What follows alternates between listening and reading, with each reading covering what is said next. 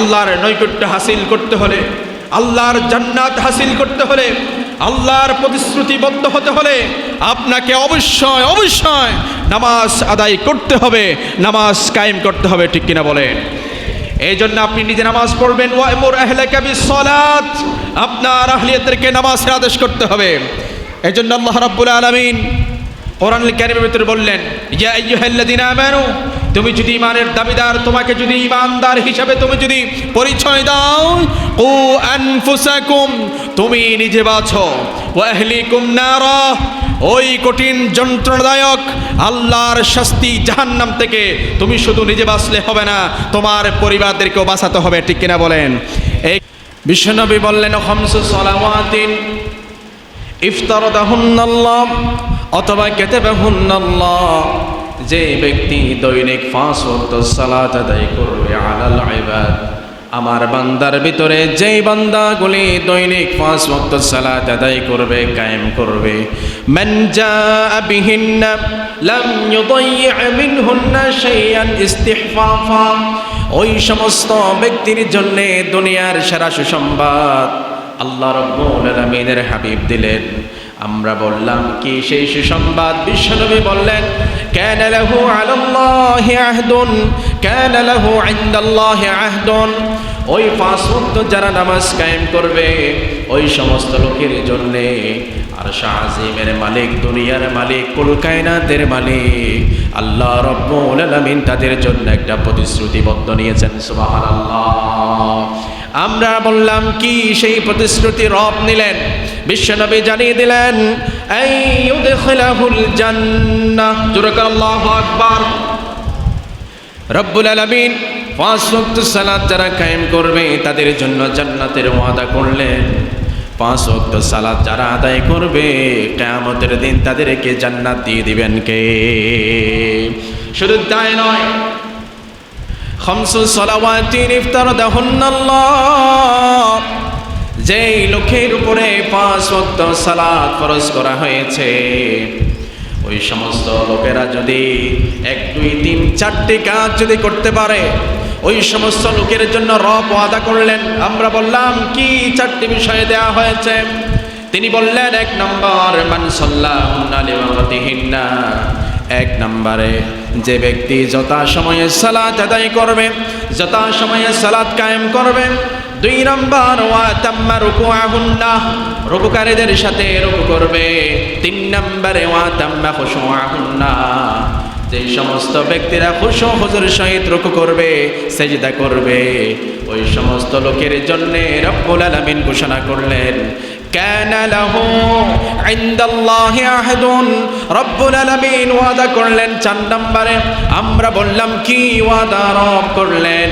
তিনি জানিয়ে দিলেন, বিশ্বনবী বললেন, ইনশাআ গফারা লা, ওই সমস্ত লোকদের জন্য নামাজ ব্যক্তির ভিতরে 4টি কোয়ালিটি যদি পাওয়া যায়, 4টি বিষয়ে যদি পাওয়া যায়, ওই সমস্ত লোকদের জন্য আমি আল্লাহ রাব্বুল আলামিন ক্ষমার ঘোষণা করে দিলাম। সুবহানাল্লাহ। ওয়া ইনশাআ আযাবা, চাইলে আমি তাদেরকে মাফ করে দিতে পারি। আমি আল্লাহ রাব্বুল আলামিন ওয়াদা করলাম তাদেরকে মাফ করে দেব, ক্ষমার ঘোষণা করে দেব। এটা আমার কাছে প্রতিশ্রুতিবদ্ধ করে নিলাম। কানা লাহু আলাল্লাহি ইনদাল্লাহি আহদান, আমি চাইলে তাদেরকে মাফ করতে পারি, আমি চাইলে তাদেরকেও আবার আযাবও দিতে পারি। আল্লাহ চাইলে আমাদেরকে শাস্তিও দিতে পারেন, চাইলে ক্ষমা করতে পারেন। কিন্তু আরেকটা হাদিসে আমরা পেলাম, আইয়ুদখিলাহুল জান্নাহ, যে ব্যক্তি 5 ওয়াক্ত সালাত কায়েম করবে ওই ব্যক্তিদের জন্য রব ওয়াদা করলেন, আল্লাহ পাক তাদেরকে সরাসরি মৃত্যুর পরে জান্নাতের সুসংবাদ দিয়ে জান্নাতে প্রবেশ করে দিবেন। কোন সুবহানাল্লাহ। শুধু তাই নয়, আমরা যখন কোরআনুল কারীমের ভিতরে যাই, রব্বুল আলামিন বললেন, উতলু মা উহিয়া ইলাইকা মিনাল কিতাবি ওয়া আকিমিস সালাত।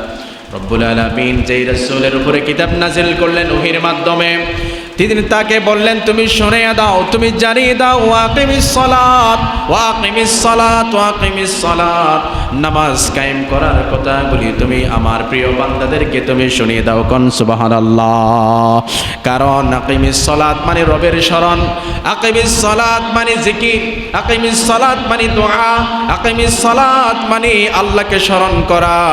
এই আল্লাহর বান্দার ভিতরে যে ব্যক্তি 5 ওয়াক্ত সালাত আদায় করে, ওই ব্যক্তি সরাসরি আল্লাহ রাব্বুল আলামিনকে স্মরণ করে। কোন সুবহানাল্লাহ। তাহলে আসুন আমরা আজকে শুনবো, বিগত 2 জুমায় আমরা শুনেছিলাম, আজকে আমাদের বিষয় হবে যে ব্যক্তিরা সালাত আদায় করে, ওই সালাত আমরা আদায় করলে আমরা আত্মার তৃপ্তি খুঁজে পাই না, শান্তি প্রশান্তি লাভ করতে পারি না। ঠিক আমরা সালাত আদায় করি, রুকু করি, সেজদা করি, তাশাহুদ পড়ি, দরুদ পড়ি, মসজিদে প্রবেশ করি, আবার 2 দিকে সালাম ফিরানোর পরে মসজিদ থেকে বের হয়ে যায়। কিন্তু সালাতের মাধ্যমে যে প্রশান্তি একজন মুমিন লাভ করে, আত্মার তৃপ্তি অনুভব করে, এটা কিন্তু আমরা পাই না। এর কারণ, অন্যতম কিছু কারণ আমরা আজকে শুনবো ইনশাআল্লাহ। যে সালাত আমরা আদায় করি, যে নামাজ আমরা আদায় করি, ওই নামাজ যদি একজন কোনো বান্দা কোনো বান্দি যদি সালাতের মতো যদি সালাত আদায় করে, নামাজের মতো যদি নামাজ আদায় করে, খুশু এবং হুজুর সহিত যদি নামাজ আদায় করে, ওই ব্যক্তির জন্য কিছু উপকারিতা বিশ্বনবী জানিয়ে দিলেন। সুবহানাল্লাহ বলেন। আমরা কয়েকটি উপকারিতার কথা শুনবো। নাম্বার 1, 1 নাম্বার, যে ব্যক্তি সালাতের মতো সালাত আদায় করবে, ওই ব্যক্তি সরাসরি আল্লাহ পাকের নৈকট্য লাভ করবে। সুবহানাল্লাহ বলেন। 2 নাম্বার, ওই ব্যক্তি যে ব্যক্তি নামাজের মতো নামাজ আদায় করবে, রাসূলুল্লাহর দেখানোর মতো নামাজ, তার মতো নামাজ যে ব্যক্তি সালাত আদায় করবে, 2 নাম্বার, ওই ব্যক্তি দুনিয়ার সমস্ত পাপ থেকে বিরত থাকতে পারবে। এখন সুবহানাল্লাহ বলেন। নাম্বার 3 নাম্বার, ওই ব্যক্তি খুশু হুজুর সহিত যদি বিশুদ্ধ নিয়ত নিয়ে যদি আল্লাহ সন্তুষ্টির জন্য যদি সালাত আদায় করে, 3 নাম্বার, ওই ব্যক্তি মানসিক প্রশান্তি লাভ করবে। সুবহানাল্লাহ বলবেন না? নাম্বার 4 নাম্বার হচ্ছে ওই ব্যক্তির আত্মশৃঙ্খলা, ওই ব্যক্তির আত্মার পরিশুদ্ধি লাভ করতে পারবে। সুবহানাল্লাহ বিহামদিহি। 5 নাম্বার, ওই ব্যক্তিরা সামাজিক ঐক্য বৃদ্ধি করতে পারবে, সমাজ পরিবর্তন করতে পারবে। 6 নাম্বার, বিনয় ও কৃতজ্ঞতা নামাজ ওই নামাজদেরকে শেখায়। 6 নাম্বারে বিনয় ও কৃতজ্ঞতা শেখায় এবং পাশাপাশি ওই মানুষদেরকে কোমল হৃদয়ের মানুষ বানায়। সুবহানাল্লাহ বলেন। তাহলে এক এক করে আমরা সংক্ষিপ্ত সময়ের ভিতরে শোনার চেষ্টা করব ইনশাআল্লাহ কোরআন সুন্নাহর আলোকে। নাম্বার 1 নাম্বার, যে ব্যক্তি নামাজের মতো নামাজ আদায় করবে। বিশ্বনবী সাল্লাল্লাহু আলাইহি সাল্লাম মসজিদে নববীতে প্রবেশ করলেন। এক সাহাবী তিনি নামাজে দাঁড়ালেন। তিনি তার নামাজ দেখে বিশ্বনবী তাকে ডাকলেন, এদিকে আসো। তিনি বললেন, ইরজি ফাসাল্লি, তোমার নামাজটা হয় নাই, ফাইন্নাকা লান তুসাল্লি, রিপিট করো, আবার নামাজ আদায় করো, তোমার নামাজটা হয় নাই। ওই সাহাবী আবার নামাজে দাঁড়ালেন, নামাজ শেষ করলেন, বিশ্বনবী ডাকলেন, ইরজি ফাসাল্লি ফাইন্নাকা লান তুসাল্লি। ও সাহাবী আবার নামাজ পড়ো, নামাজটা হয় নাই। তৃতীয়বার আবার ডাকলেন, নামাজ শেষ করার পরে, সাহাবী তোমার নামাজটা হয় নাই, তুমি আবার নামাজে দাঁড়াও। সালাসা মাররাত, একথা হাদিসে এসেছে 3 বার বললেন। এরপরে তিনি বললেন, রবের কসম করে আমি বলি ইয়া রাসূলুল্লাহ, যার হাতে আমার প্রাণ, ওই সত্তার কসম করে আমি বলি, এর চাইতে ভালো করে আমি নামাজ পড়তে জানি না। আবার বিশ্বনবী বললেন, আসো তোমার আমি নামাজ কিভাবে বলে শেখাই। বিশ্বনবী নামাজ পড়লেন, তাকবীরে তাহরিমা পড়লেন, আল্লাহু আকবার করে নামাজ শুরু করলেন। সাহাবীকে বললেন, তুমি শুরু করো। নামাজ শুরু করলেন, হামদে সানা পড়লেন একবারে। এরপরে সূরা ফাতিহা, ধীরে ধীরে সূরা ফাতিহা শিখালেন। এরপরে আমিন বলার পরে একটি সূরা পড়া শিখালেন। এরপরে রুকুতে গেলেন, সুন্দর করে ধীরে স্থির করে সুবহানা রাব্বিয়াল আযীম, সুবহানা রাব্বিয়াল আযীম, সুবহানা রাব্বিয়াল আযীম, সুন্দর করে ধীরে স্থির করে রুকু করা শিখালেন। রুকু থেকে দাঁড়িয়ে গেলেন, সামি আল্লাহু লিমান হামিদা। এরপরে তুমি কিছুক্ষণ স্থির করে থাকো, এর ভিতরে কিছু দোয়া সেটা শিখে নাও। রব্বানা লাকাল হামদ হামদান কাসীরান তাইয়িবান মুবারাকান ফি। এর মাধ্যমে স্থির করা শিখালেন। সিজদায় গেলেন, সুবহানা রাব্বিয়াল আলা, সুবহানা রাব্বিয়াল আলা। কি সুন্দর করে তার হাতে ধরে নামাজ শিখালেন। ধীরে স্থির করে তিনি নামাজ পড়লেন, রুকু থেকে উঠলেন, এবার দোয়া শিখালেন। আল্লাহুম্মা গফিরলি ওয়ারহামনি ওয়ারযুকনি ওয়াহদিনি ওয়াআফিনি। কি চমৎকার দোয়া নামাজের ভিতরে আছে। এই ধীরে স্থিরতা যখন শিখালেন, নামাজ পড়লেন, সালাম ফিরালেন, বিশ্বনবী বললেন এটাই হলো আমার দেখানো নামাজ। সুবহানাল্লাহ। সাল্লু কামা রাআইতুমুনি উসাল্লি। এভাবে করে আমি যেভাবে নামাজ পড়ি ঠিক সেভাবে নামাজ পড়ো। আমাকে নামাজ পড়তে যেভাবে দেখেছো তোমরা সেভাবে নামাজ পড়ো। তাহলে নামাজ কি আমরা নিজেদের মতো পড়বো না রসুলের মতো পড়বো? রসুল বললে তার মতো করে, তার দেখানো, তিনি যেভাবে নামাজ শিখিয়েছেন ঠিক সেইভাবে নামাজ আমাদেরকে আদায় করতে হবে। তাহলে নামাজের মতো নামাজ হলে কিয়ামতের দিন আপনার আমার নামাজের হিসাবটা সহজ করে দিবেন কে? বিশ্বনবী বললেন, ইন্না আউওয়ালা মা ইউহাসাবু বিহিল আবদু ইয়াউমাল কিয়ামাতিস সালাতু মিন আমালিহি। কিয়ামতের দিন সর্বপ্রথম তোমার ভিতরে জমে থাকা যে বিষয়ের হিসাব নেওয়া হবে, সর্বপ্রথম আমার আপনার নামাজের হিসাবটা নেওয়া হবে। সুবহানাল্লাহ। যেই ব্যক্তির নামাজটা সহজ হবে, ফাইন সলাহাত সলাহা ফাকাদ আফলাহা, ওই ব্যক্তিটা সফলতা লাভ করবে, ওই ব্যক্তি মুক্তি লাভ করবে, ওই ব্যক্তি নাজাত পেয়ে যাবে। আর যেই ব্যক্তির নামাজটা কঠিন হয়ে যাবে, শক্ত হয়ে যাবে, ফাইন খাবা ফাকাদ খাবা খাসিরা, ওই ব্যক্তিরা ক্ষতিগ্রস্ত হয়ে যাবে। বাদ বাকি যত হিসাব থাকবে সব হিসাবটা তার জন্য কঠিন হয়ে যাবে। নাউজুবিল্লাহ। তাহলে আসুন, এক নম্বরে আমরা নামাজের সালাতের শ্রেষ্ঠতম উপকারিতা হচ্ছে আত্মায় তৃপ্তি এবং মানসিক প্রশান্তি লাভের অন্যতম এক নাম্বার হচ্ছে সালাত এবং রাসূলুল্লাহর দেখানো মতো নামাজ আদায় করলে এক নম্বরে আল্লাহর নৈকট্য লাভ করা যায়। সুবহানাল্লাহ বলেন।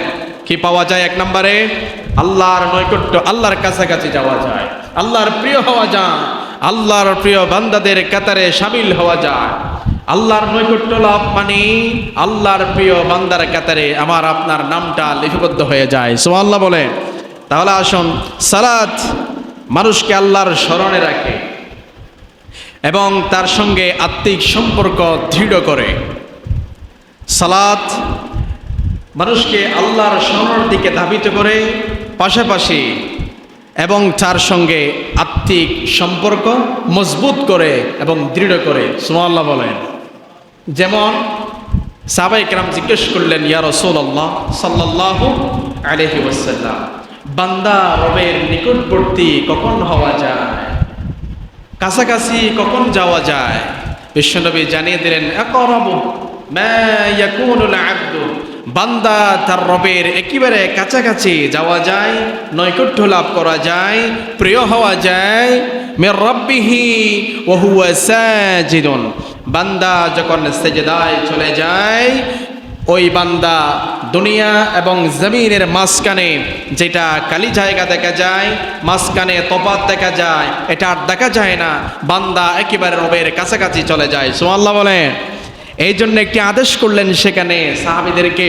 রাসূল বললেন, ফাআকসিরুদ দুআ, যখন সিজদায় যাবা, তুমি আল্লাহর কাছাকাছি হয়ে যাবা, তখনই তোমার যেটা মন চায় সেটা তুমি রব থেকে চেয়ে নাও। সুবহানাল্লাহ বলেন। ফাআকসিরুদ দুআ, তোমার যেটা মন চায় সেটা দোয়ার মাধ্যমে তুমি খুঁজে নাও। তখন আল্লাহ তাআলা ওই বান্দা সিজদার মাধ্যমে যেটা চায় আল্লাহ তাআলা সেটাই দান করে। সুবহানাল্লাহ বলেন। তাহলে এক নম্বর নৈকট্য লাভ করা যায় কিসের মাধ্যমে? আল্লাহর স্মরণের মাধ্যমে। সালাত অর্থ জিকির। জিকির শব্দ মানে হচ্ছে স্মরণ করা। যে ব্যক্তি নামাজ আদায় করে ওই ব্যক্তি আল্লাহকে স্মরণ করে। বলেন না, যে ব্যক্তি সালাত আদায় করে ওই ব্যক্তি কাকে স্মরণ করে? আল্লাহকে স্মরণ করে। আল্লাহকে স্মরণ করতে হলে ওই ব্যক্তি নামাজ কায়েম ছাড়া, নামাজ আদায় ছাড়া দ্বিতীয় কোনো বিকল্প নেই। আসুন এভাবে করে 2 নম্বর সূরা সূরাতুল বাকারার আল্লাহ রাব্বুল আলামিন একটি আয়াতে পরিচিত আয়াত এই কথাগুলি জানিয়ে দিলেন, ফাযকুরুনি আযকুরুকুম ওয়াশকুরুলি ওয়ালা তাকফুরুন। তোমরা আমাকে স্মরণ করো, আমাকে স্মরণ করলে আযকুরুকুম, আমি তোমাদেরকে স্মরণ করব। ওয়াশকুরুলি ওয়ালা তাকফুরুন, আমার কৃতজ্ঞতা স্বীকার করো, কখনো তোমরা কুফরি করতে যাইও না। কোন সুবহানাল্লাহ। তাহলে আমরা বিশ্বনবীর কথা অনুযায়ী, কোরআনের কথা অনুযায়ী সালাতের মাধ্যমে রবকে স্মরণ করা যায়। বিশ্বনবী বললেন, এই সালাত মানে জিকির, এই সালাত মানে দোয়া, এই সালাত মানে স্মরণ করা। এই স্মরণের আরবিক একটা অর্থ হচ্ছে জিকির করা। বিশ্বনবী বললেন, জিকিরের ভিতরে সর্বোত্তম একটি আমল আছে, ওই আমলের কথা আমি কি তোমাদেরকে বলে দেব না? আলা উনাব্বিউকুম বিখায়রি আমালিকুম, ও সাহাবীরা তোমাদের কি এমন একটি আমলের কথা শিখিয়ে দেব না যে আমলটি পৃথিবীর ভিতরে সবচেয়ে একটি উত্তম আমল? কোন সুবহানাল্লাহ। ওয়া আযকাহা ইনদা মালিকিকুম ওয়া যিকরুল্লাহ ওয়া যিকরুল্লাহ ওয়া যিকরুল্লাহ। সাহাবায়ে কেরাম বললেন, অবশ্যই আমাদেরকে শিখিয়ে দেন, তোমাদের প্রতিপালকের সামনে গিয়ে তুমি যখন রবকে স্মরণ করো, রবের কথা মনে করো, এটার নাম যিকরুল্লাহ। এর চাইতে বড় স্মরণ পৃথিবীতে আর কিছুই হতে পারে না। কোন সুবহানাল্লাহ। আল্লাহর কাছে প্রিয় জিকির, ওয়াজকাহা ইনদা মালিকিকুম, ওই মালিকের কাছে প্রিয় জিকির হচ্ছে, প্রিয় স্মরণ হচ্ছে যিকরুল্লাহ। যিকরুল্লাহ, আল্লাহর স্মরণ। যে ব্যক্তি আল্লাহর স্মরণ করবে ওই ব্যক্তিকে রব স্মরণ করবে। সুবহানাল্লাহ বলেন। শুধু তাই নয়, আল্লাহ রাব্বুল আলামিনের হাবিব ওই জিকিরকারীর সাথে তিনি নিজেই থাকেন। বিশ্বনবী বললেন, আনা মাআহু ইযা যাকারানি, যে ব্যক্তি আমার সাথে থাকে, আমাকে স্মরণ করে, ওই ব্যক্তি আমার সাথে থাকে, আমি আল্লাহ রাব্বুল আলামিন আমার বান্দার সঙ্গেই থাকি। সুবহানাল্লাহ। আনা মাআহু, আমি তার সাথে থাকি। ইযা যাকারানি, যে যখন আমাকে স্মরণ করে আমি তাকে ফিরিয়ে দেয় না, আমি তাকে একাকিত্ব রাখি না, আমি সেই বান্দার সাথে সাথে থাকি। কোন সুবহানাল্লাহ। 3 নম্বরে এই যিকরুল্লাহর শ্রেষ্ঠতম জিকির, এটা আমরা জবান দিয়ে করি, আমাদের জিহ্বা দিয়ে করি। জিহ্বা যেন সর্বদা জিকিরে বিজি থাকে, সিক্ত থাকে। বিশ্বনবী জানিয়ে দিলেন, লা ইয়াজালু লিসানুকা রাতাবাম মিন যিকরিল্লাহ, বান্দার জিকির যেন সর্বময় এটা বিজি রাখে তার জিকিরের মাধ্যমে, তার স্মরণের মাধ্যমে। যেই বান্দারা জিকিরের মাধ্যমে আল্লাহর স্মরণ জারি রাখে, ওই ব্যক্তির জন্যে আল্লাহ রাব্বুল আলামিন তিনি নিজে আপন হয়ে যায়। সুবহানাল্লাহ। এমনকি শুধু তাই নয়, আল্লাহর কাছে, অতি দয়াময় রহমানের কাছে 2টি প্রিয় বাক্য আছে। বিশ্বনবী বললেন, তোমাদেরকে আমি জানিয়ে দেব না? কালিমাতান হাবিবাতান ইলার রহমান, দয়াময় রহমানের নিকটে অতি 2টি প্রিয় বাক্য আছে। কালিমাতান হাবিবাতান ইলার রহমান, দয়াময় রহমানের নিকটে 2টি প্রিয় বাক্য আছে, যেটা হচ্ছে খাফিফাতান আলাল লিসান, যেই জবান দিয়ে উচ্চারণ করতে সহজ, হালকা।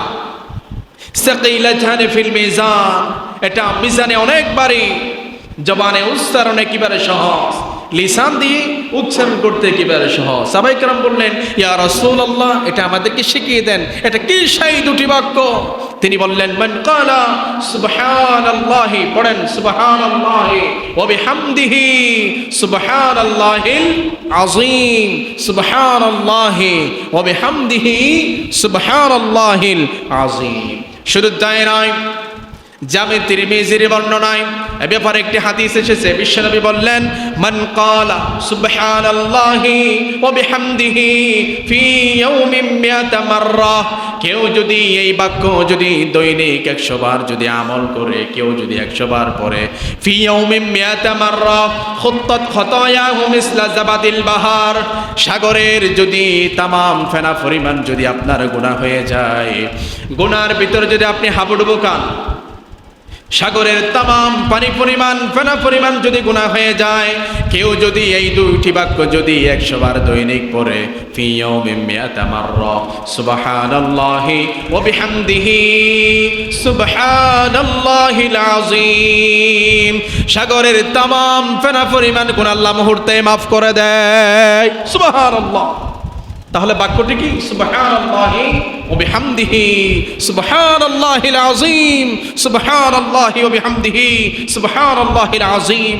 আজকে এই মুহূর্ত থেকে আমরা এই আমলটা শুরু করে দেব, পড়েন ইনশাআল্লাহ। যদি গুনাহ মাফ করতে চান, সাগরের ফেনা পরিমাণ যদি আপনি যদি গুনাহ মাফ করতে চান, তাহলে এই বাক্যটি আপনি আমল করা শুরু করে দেন। অতি সহজ একটি বাক্য, সুবহানাল্লাহি ওয়া বিহামদিহি সুবহানাল্লাহিল আযীম। আসুন এই জিকির যদি কেউ আমরা এভাবে করে বসে বসে যদি কেউ আল্লাহকে স্মরণ করি, তাহলে তাদের জন্য আসমানের কিছু ফেরেশতা আছে, তারা মানুষের উপস্থিতি পর্যবেক্ষণ করেন। কিছু ফেরেশতা আল্লাহর নিযুক্ত ফেরেশতা কিছু মজলিসে উপস্থিতি মানুষ আল্লাহর স্মরণকারীদেরকে তারা ফেরেশতারা পর্যবেক্ষণ করেন। হাদিসে এসেছে, ইন্না লিল্লাহি মালাইকাতুন ইয়াতুফুনা ইয়ালতামিসুনা, তারা পর্যবেক্ষণ করেন কোন জায়গায়, কোন স্থানে, কোন মসজিদে, কোন মজলিসে, কোন সমাবেশে বসে বসে আল্লাহর বান্দারা আল্লাহকে স্মরণ করে।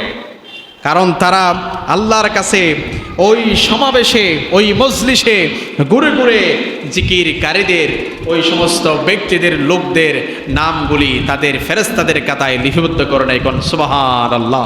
তাহলে এই মুহূর্তে আমরা বসে যখন আল্লাহকে স্মরণ করতেছি, হতে পারে আল্লাহ তাআলার ওই নিযুক্ত ফেরেশতাদের খাতায় আমাদের নামটাও তাদের খাতায় উঠতে পারে। পড়ে ইনশাআল্লাহ। এই জিকিরের ভিতরে সর্বোত্তম জিকির, আফদলুজ জিকির, পড়েন লা ইলাহা ইল্লাল্লাহ, লা ইলাহা ইল্লাল্লাহ।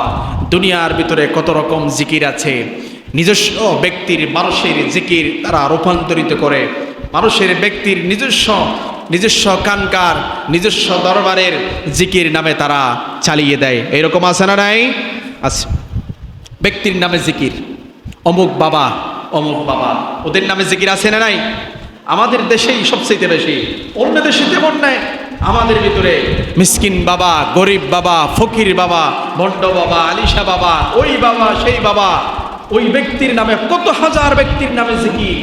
ওই সমস্ত জিকির আল্লাহর কাছে কবুল তো হবে দূরের কথা, মুহূর্তে আল্লাহর গজব আযাব তাদের উপর নিপতিত হবে। ঠিক কিনা বলেন না?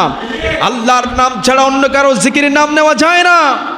এর জন্য উত্তম জিকির হচ্ছে আফদল জিকির লা ইলাহা ইল্লাল্লাহ। বলেন লা ইলাহা ইল্লাল্লাহ, লা ইলাহা, লা ইলাহা ইল্লাল্লাহ, লা ইলাহা, লা ইলাহা।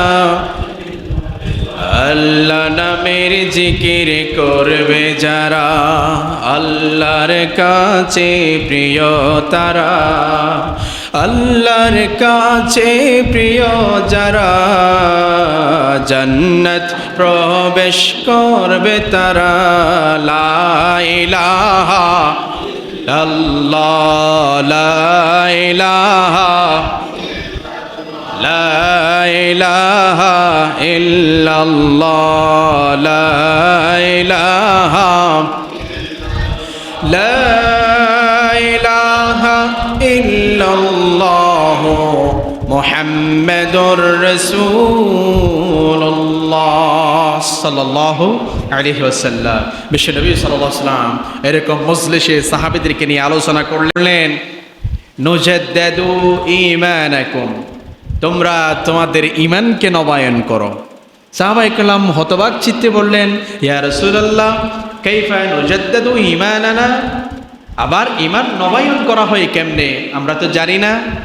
ঈমান কিভাবে নবায়ন করতে হয় সেটা আমরা জানি না। রাসূল জানিয়ে দিলেন, ক্বালা ফাকসিরু কাওলু লা ইলাহা ইল্লাল্লাহ, তোমরা তোমাদের ঈমান নবায়ন করবে একমাত্র লা ইলাহা ইল্লাল্লাহর জিকিরের মাধ্যমে। সুবহানাল্লাহ বলেন না। যে ব্যক্তির জবানে যত বেশি লা ইলাহা ইল্লাল্লাহ থাকবে ওই ব্যক্তির ঈমানটা তত বেশি মজবুত হবে। কোন সুবহানাল্লাহ।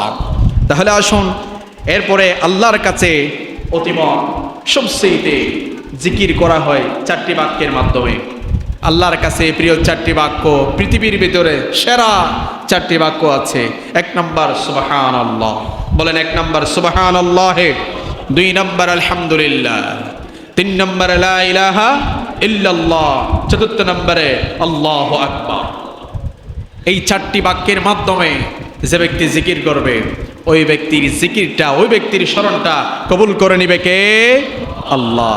তাহলে এক নম্বর পয়েন্ট, আমরা এক নম্বর এই সালাতের মাধ্যমে, জিকিরের মাধ্যমে, স্মরণের মাধ্যমে আল্লাহর নৈকট্য হাসিল করা যায়, আল্লাহর প্রিয় বান্দাদের কাতারে শামিল হওয়া যায়, আল্লাহর কাছাকাছি যাওয়া যায়। কিসের মাধ্যমে?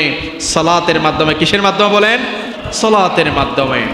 যে ব্যক্তি সালাত পড়ে না, মান আকামাস সালাতা ফাকাদ আকামাদ-দ্বীন, যে ব্যক্তি সালাত কায়েম করলো না ওই ব্যক্তি দিন কায়েম করলো না। ওয়ামান আকামাহা ফাকাদ হাদামাদ-দ্বীন, যে ব্যক্তি দিন কায়েম করলো না ওই ব্যক্তি সালাত কায়েম করলো না। যে ব্যক্তি দিন কায়েম করলো ওই ব্যক্তি দিনকে নষ্ট করে দিল। বল নাউযুবিল্লাহ। সালাত যে ব্যক্তি কায়েম করে না, আদায় করে না, ওই ব্যক্তি দিন মানে না, পক্ষান্তর ওই ব্যক্তি দিনকে পরিপূর্ণ নষ্ট করে দেয়। নাউযুবিল্লাহ বলেন। আস-সালাতু ইমাদুদ্দিন, এই দিন হচ্ছে সালাতের অন্তর্ভুক্ত। প্রথমেই বললাম রাসুল আমরিল ইসলাম, ইসলাম হচ্ছে সব কিছুর মূল।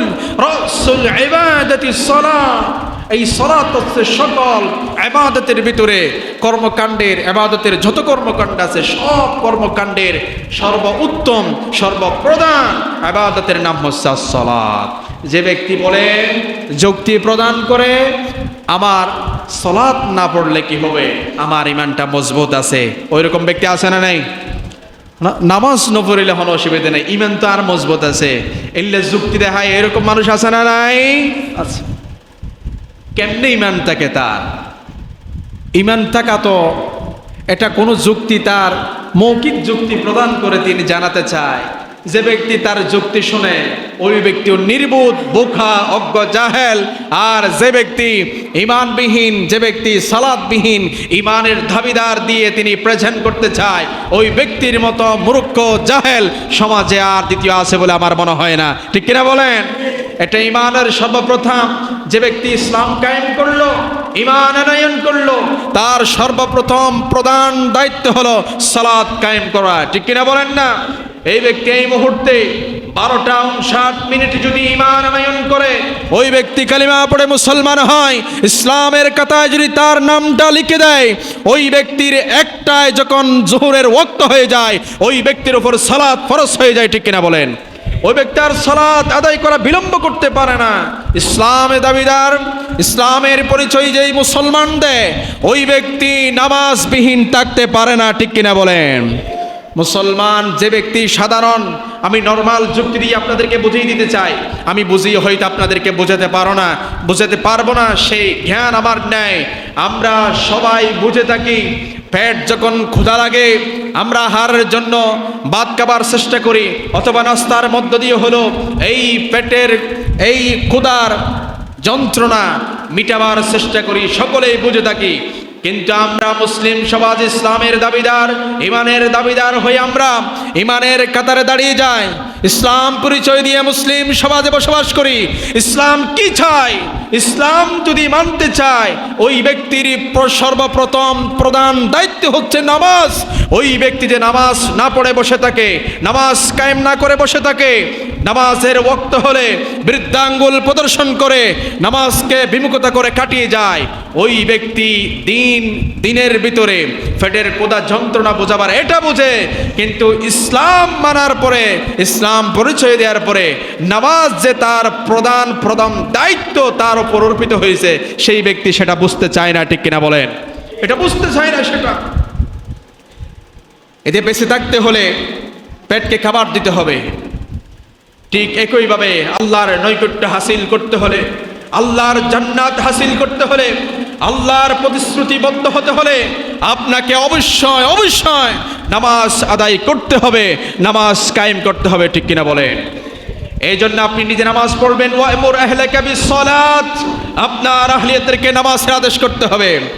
এই জন্য আল্লাহ রাব্বুল আলামিন কোরআনুল কারীমের ভিতরে বললেন, ইয়া আইয়ুহাল্লাযীনা আমানু, তুমি যদি ঈমানের দাবিদার, তোমাকে যদি ঈমানদার হিসাবে তুমি যদি পরিচয় দাও, কু আনফুসাকুম, তুমি নিজে বাঁচো, ওয়া আহলিকুম নারা, ওই কঠিন যন্ত্রণাদায়ক আল্লাহর শাস্তি জাহান্নাম থেকে তুমি শুধু নিজে বাঁচলে হবে না, তোমার পরিবারদেরকেও বাঁচাতে হবে। ঠিক কিনা বলেন? এই ক্ষেত্রে বোঝা যায় আমি নিজে নামাজি হলে চলবে না, আমি নিজে নামাজি হলে বাঁচতে পারবো না।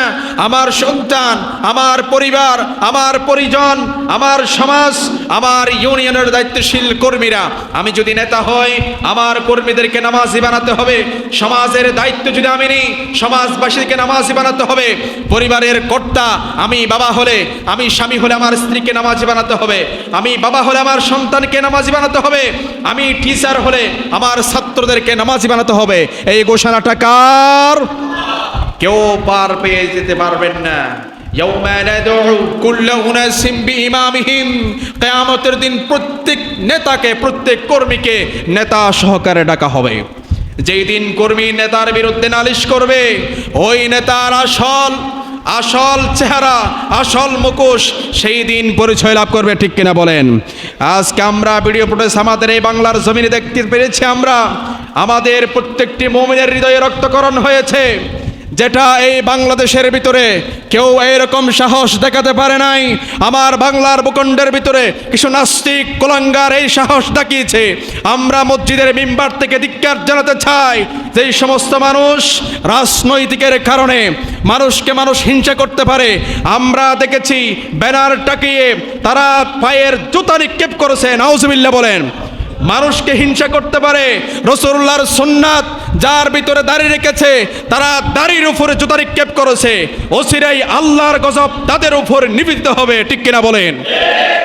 আল্লাহ ছেড়ে দেন না।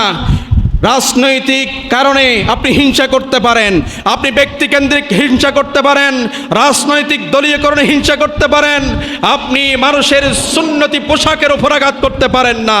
এই সাহস যারা দেয়, এই সাহস যেই নেতাই দেয়, ওই নেতার উপরে অচিরেই আল্লাহর শাস্তি নেমে আসবে। ঠিক কিনা বলেন? মুমিন যদি ঈমান যদি সামান্য পরিমাণ যদি ঈমান থাকে, তাদের হৃদয়ে রক্তকরণ হবে। আমরা দেখেছি, দেখেও না দেখার বান করতে পারে না মুসলমান সবাই দেখেছে। কিছু নাস্তিক কুলাঙ্গার এরা কিছু ছবি টাঙিয়ে মুসলিম যারা মুসলমানদের আইকন, যারা কোরআনের দাওয়াত দিয়েছে বাংলার জমিনে, এইরকম সাহস এই বাংলার জমিনে আর কেউ করতে পারে নাই। বর্তমান বাংলার জমিনে যারা দেখিয়েছে, আমরা তাদের জন্য প্রতিবাদ জানাই। সরকার যদি তাদের যদি শাস্তির আওতায় না আনে, আল্লাহ রাব্বুল আলামিনের কাছ থেকে, আল্লাহ রাব্বুল আলামিনের ধরা থেকে কেউ বাঁচতে পারবেন না। অচিরেই যদি তারা তাওবা না করে ফিরে আসে, আমরা আল্লাহর কাছে ফরিয়াদ করি, আল্লাহ তাদেরকে হয়তো আপনার পক্ষ থেকে রহমতের চাদর দিয়ে হেদায়েত করুন, না হয় আল্লাহ পৃথিবীর জাতির সামনে তাদেরকে ধ্বংস করে দিন। আমিন বলেন। আমরা তাদেরকে ভালোবাসি, কিন্তু আমরা ব্যক্তিকেন্দ্রিক আক্রমণ করলে আমাদের কষ্ট লাগে না। যদিও এই দেশের ভিতরে ধর্মপ্রাণ মুসলিম সমাজের ভিতরে কেউ যদি কোরআন নিয়ে আক্রমণ করে, কোরআন সুন্নাহ নিয়ে আক্রমণ করে, ইসলাম নিয়ে আক্রমণ করে, মুসলমান আর ঘরে বসে থাকবে না। এই প্রতিবাদ জানার জন্যে আমরা ঘর থেকে ময়দানে যাবেই পড়বো ইনশাআল্লাহ। রাসূল আমরুল ইসলাম ওয়া আমুদুহুস সালাত ওয়া সিরওয়াতু সিনামিহিল জিহাদ, এই জিহাদ হচ্ছে সবচেয়ে বড় জিহাদ। জিহাদের নাম মারামারি নয়, জিহাদের নাম কাটাকাটি নয়, জিহাদের নাম হিংসা নয়, জিহাদের নাম আল কালিমাতু হাক্কু ইনদা সুলতানিন জাইর। কোন ব্যক্তি যদি স্বৈরশাসক হয়ে যায়, কোন সরকার যদি জালেম হয়ে যায়, ওই জালেম সরকারের সামনে হক কথা বলা, এটাই হচ্ছে বড় জিহাদ। সুবহানাল্লাহ বলবেন না? মিথ্যাবাদীর সামনে সত্যবত কথা বলা, এটা বড় জিহাদ। অন্যায়ের সামনে মাথা নত না করা, এটা বড় জিহাদ। প্রতিবাদ করা, কোনো মানুষ অন্যায় করে আপনার চোখের সামনে দিয়ে যায়, আপনি যদি অন্যায় করেন, এটাই বড় জিহাদ। ন্যায়ের পক্ষে থাকা বড় জিহাদ, কোরআনের পক্ষে থাকা বড় জিহাদ, ইসলামের পক্ষ থেকে বড় জিহাদ, ন্যায়ের কথা বলা, এটাই বড় জিহাদ। সুবহানাল্লাহ বলেন। আমরা এটা শুনে এসেছি, জিহাদ মানে মারামারি, জিহাদ মানে ঘাটাঘাটি, জিহাদ মানে দুনিয়া থেকে বিদায় করে দেয়া, এটার নাম জিহাদ নয়। জিহাদ মানে হচ্ছে প্রচেষ্টা, সর্বাত্মক প্রচেষ্টা, আল্লাহর জমিনে আল্লাহর দ্বীনকে আল্লাহর কোরআন দিয়ে বাস্তবায়ন করা, এটাই হচ্ছে সর্বোত্তম জিহাদ। সুবহানাল্লাহ বলেন না? এই জন্য আল্লাহ রাব্বুল আলামিন কাউকে ছাড় দিবে না। আল্লাহ রাব্বুল আলামিন বলছেন, আমি যদি কাউকে রাষ্ট্রের প্রতিনিধির অধীনস্থর ক্ষমতা দান করি, তাদের 4টা করণীয় লাগবে। কয়টি করণীয় লাগবে বলেন? 4টি করণীয়। এটা বলে শেষ করলাম, 4টি করণীয়। 1 নাম্বার, আল্লাযীনা ইম্মাক্কান্নাহুম ফিল আরদ। আমি যদি জমিনের প্রতিনিধির দায়িত্ব ক্ষমতার মসনদে কে বা কাউকে বসাই, 1 নম্বরে আকামুস সালাত, রাষ্ট্রীয়ভাবে নামাজ প্রতিষ্ঠা করা লাগবে। ঠিক কিনা বলেন না? রাষ্ট্রীয়ভাবে নামাজ প্রতিষ্ঠা করা হোক, এটা আমরা চাই কি চাই না? রাষ্ট্রীয়ভাবে সালাত প্রতিষ্ঠা হোক, আমরা 100 বার চাই। ওয়া আমারু বিল মারুফ ওয়া আতাউজ যাকাত, অর্থনৈতিক হারে, নির্ধারিত হারে যাকাত প্রদান করা লাগবে। এটা রাষ্ট্রীয়ভাবে যাদেরকে দায়িত্ব করা হচ্ছে এদের করণীয়। 2 নাম্বার, ওয়া আতাউজ যাকাত। 3 নাম্বার, ওয়া আমারু বিল মারুফ, সৎ কাজের আদেশ দেয়া। রাষ্ট্রে, সমাজে, ইউনিয়নে, বাজারে, সংসদে, সব জায়গায় কোনো অন্যায় চলতে পারবে না। অন্যায়কে বাধা দিয়া, এটা রাষ্ট্রীয়ভাবে সরকারের কাজ। আমারু বিল মারুফ, সৎ কাজের আদেশ দেয়া, এটা রাষ্ট্রীয় দায়িত্ব। ওয়া নাহাউ আনিল মুনকার, অসৎ কাজে বাধা প্রদান করা, এটা রাষ্ট্রীয় সরকারের কাজ। আমরা দেখেছি মোবাইল, ফেসবুক ফুটেজ যখন আমরা যাই, ইউটিউবে যাই, দৈনিক শিশু নির্যাতন, ধর্ষণের শিকার হয়। মানুষের নিরাপত্তাহীন হয়ে গিয়েছে। মানুষ ঘর থেকে আশা করে ব্যাগ নিয়ে বাজার করতে গিয়েছে, পরিবার আশা করে বসে আছে স্বামী বাজার আনবে, একসাথে করে সন্তান নিয়ে খাবে। নিরাপত্তাহীন এমন হয়ে গিয়েছে, ওই বাজারের তার ব্যাগ তার হাতে, কিন্তু তার ঘরে বাজার আসে নাই, তার ঘরে এসেছে একটি লাশ জ্বলন্ত। ঠিক কিনা বলেন না? মহিলা স্কুলে গিয়ে পর্দা করে মা আশা করেছে আমার ছেলে আমার মেয়ে শিক্ষিত লাভ করার জন্য আমি প্রতিষ্ঠানে পাঠিয়েছি, কিন্তু শিক্ষা লাভ না করে ঘরে এসেছে দর্শনের শিকার হয়ে। দর্শন তো করেছে, পক্ষান্তরে তাকে ঝুলিয়ে লাশ করে ঘরে পাঠা হয়েছে। ঠিক কিনা বলেন? দর্শন করা হয়, আবার তাদেরকে পৃথিবী থেকে বিদায় করে দেওয়া হয়, আবার অন্যদিকে 3 নম্বরে ওই লাশগুলি গোপন করা হয়। নাউজুবিল্লাহ বলবেন না? এই দায়িত্ব হচ্ছে সরকারের। আমারু বিল মারুফ ওয়া নাহাউ আনিল মুনকার, এই দায়িত্ব যদি সরকার নিতে না পারে, দুনিয়ায় যদি জবাবদিহিতার আওতায় যদি না আসে, কিন্তু আল্লাহ রাব্বুল আলামিন এই দুনিয়ায় জনসম্মুখে তাদেরকে শাস্তির মাধ্যমে আল্লাহ রাব্বুল আলামিন আওতায় নিয়ে আসবে। ঠিক কিনা বলেন? অতীত ইতিহাসের যে সমস্ত মানুষ এই রকম অন্যায় করেছে, জুলুম করেছে, এই রকম স্বৈরা শাসন করেছে, আল্লাহ রাব্বুল আলামিন নমরুদ, ফেরাউন, হামানকে যুগ থেকে ইতিহাস ধরে তাদের সামনে ইতিহাস হিসাবে, তাদের পটু হিসাবে রাখিয়ে দিয়েছে। শিখতে হলে তাদের কাছ থেকে শিক্ষা নিতে হবে। আল্লাহ রাব্বুল আলামিন আমাদের সকলকে এই শিক্ষার আলোকে নিজের জীবনে বাস্তবায়ন করার তৌফিক দান করুন। আমিন।